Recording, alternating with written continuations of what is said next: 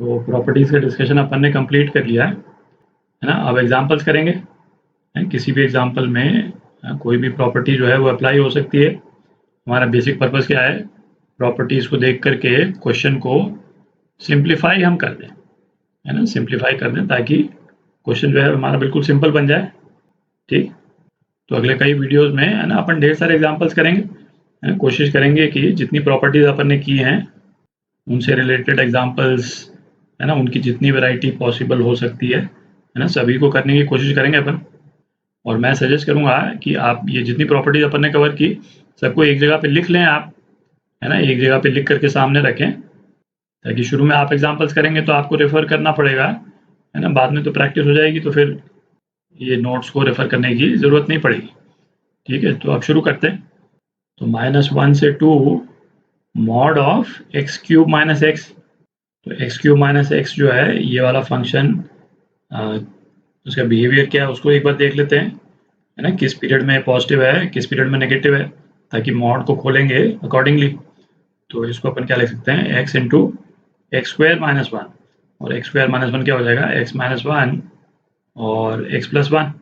ठीक, तो इसको अपन नंबर लाइन में ड्रॉ करेंगे 0 1 -1।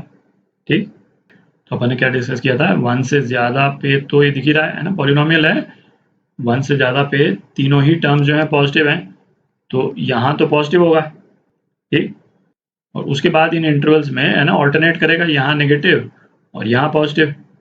अच्छा, हमारा रेलेवेंट पीरियड कौन सा है, -1 से लेकर के 2। यदि 2 यहाँ पे कर देते हैं अपन तो -1 से 2, -1 से 2 के बीच में इन पीरियड्स में पॉजिटिव है, इन पीरियड्स में नेगेटिव है। तो इस वाले पीरियड में मॉड जो है नेगेटिव साइन के साथ खुल जाएगा और बाकी में पॉजिटिव रहेगा। तो हमारा इंटीग्रल जो है वो क्या हो जाएगा, है ना, -1 से 0, है ना, पहला वाला पीरियड। तो फंक्शन जैसा है वैसे ही रहेगा, x cube minus x D x.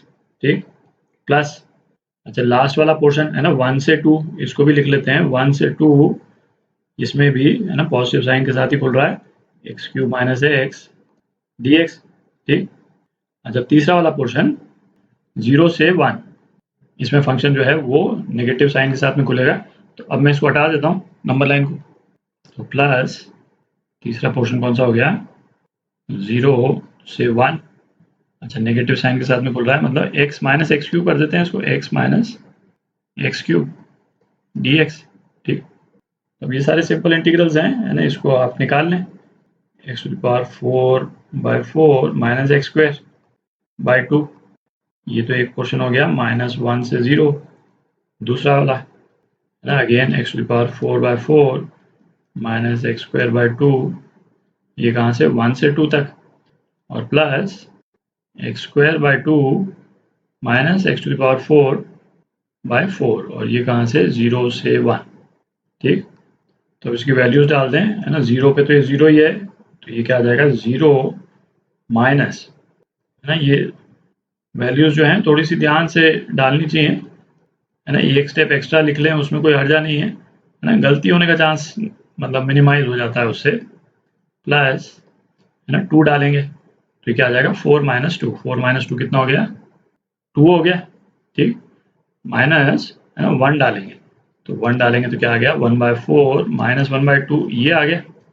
ठीक है, और प्लस यहाँ पे है ना 1 डाल देंगे तो क्या आ जाएगा 1/2 माइनस 1/4, तो ये 1/4 हो गया और -0। ठीक, ये हो गया। तो इसको आप ऐड कर लें तो आपके पास में क्या आ जाता है ना 11/4। ठीक, तो ये आपका आंसर। तो दूसरा डेफिनेट इंटीग्रल करते हैं, है ना, 0 to 2, ये ग्रेटेस्ट इंटीजर फंक्शन के अंदर है, ये है ना 2x dx। अच्छा, ग्रेटेस्ट इंटीजर फंक्शन का है ना अपने को तो मालूम है किस तरह से बिहेव करता है, बट नॉर्मली हम किस तरह से डील करते हैं इसको, है ना, ग्रेटेस्ट इंटीजर फंक्शन x, है ना, इसके ग्राफ वगैरह से भी हम अच्छे से फैमिलियर हैं, यूँ बनाने को अपन 2x का भी बना सकते हैं, बट ये ज़्यादा सिंपल रहेगा। ठीक है, तो एक अच्छी चीज़ क्या होगी भाई, आप इसको ये वेरिएबल जो है चेंज कर दें ग्रेटेस्ट इंटीजर फंक्शन के अंदर। ठीक है, अल्फा को 2x मान लेते हैं, तो डी अल्फा जो है वो क्या आ जाएगा 2dx आ जाएगा। ठीक, x इजिकल टू 0 पे अल्फा जो है वो 0 हो गया, और x इजिकल टू 2 पे अल्फा जो है वो क्या हो जाएगा 4 हो जाएगा। तो अपना इंटीग्रल जो है वो चेंज हो गया, ये चेंज होके क्या हो जाएगा, है ना, डी अल्फा बाय 2, तो ये 1/2 बाहर आ गया और ये अल्फा की वैल्यू 0 से 4 वेरी कर रही है, और ये आ गया आपका greatest integer function alpha D alpha. ठीक, तो अब तो ये सिंपल सा फंक्शन है। एक सबसे इजी तरीका तो क्या होगा भाई, इसको अलग अलग इंटीग्रेट करने की बजाय आप ग्राफ से एरिया ही निकाल लें सीधा। ठीक है, बात तो वही है। तो इसका ग्राफ यदि हम बनाए, है ना, अल्फा और ग्रेटेस्ट इंटीजर फंक्शन अल्फा, तो है ना 1 से 4 तक बना रहे हैं अपन, 1 2 3 और 4, है ना, 1 2 3 और 4।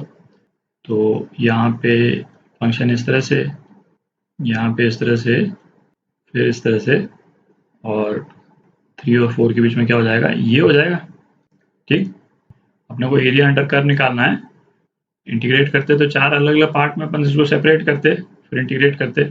आप है ना सीधा ही निकाल सकते हैं, इस बॉक्स का एरिया प्लस इस रेक्टेंगल का और इस रेक्टेंगल का।